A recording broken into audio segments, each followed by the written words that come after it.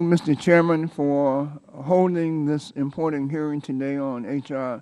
702, legislation to prohibit restrictions on the export of crude oil, which was introduced by my good friend and colleague, the chairman emeritus of this full committee, Mr. Joe Barton of Texas. Mr. Chairman, as we enter into the era of new American energy renaissance, I think that it's entirely appropriate for this subcommittee to revisit the Energy Policy and Conservation Act of 1975.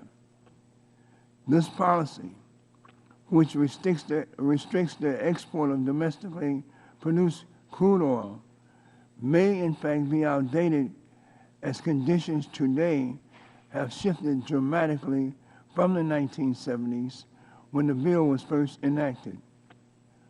While I come to this issue, Mr. Chairman, of crude oil experts with an open mind, I believe that there are a variety of ways that this issue could be structured. I look forward to engaging the witnesses on the questions of lifting the ban entirely, as H.R. 702 would, or with conditions to protect the American consumer against unforeseen consequences.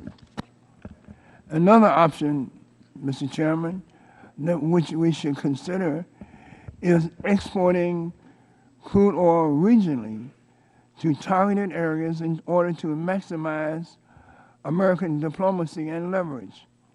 In fact, Mr. Chairman, I'm currently working on a bill that will remove limitations on the export of energy resources to Cuba.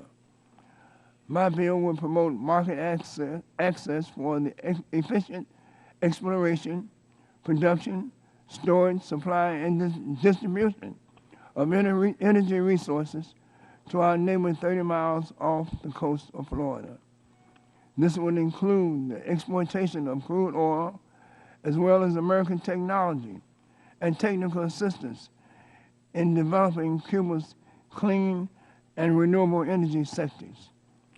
Mr. Chairman, I think it is very important to look at what the effect displacing oil from our foreign competitors and opponents, and whether it be Russia or Venezuela, and replacing it with U.S.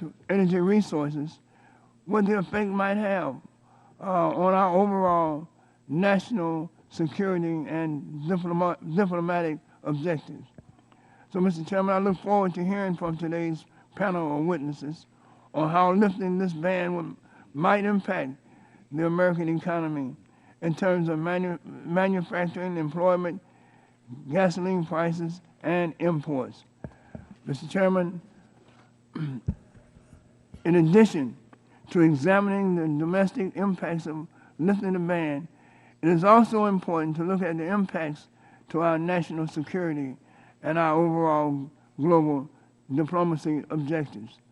So, Mr. Chairman, as we move forward on the path to enacting an American energy strategy for the 21st century, it is vital that we examine policies that may have run their course in light of the new realities of our time.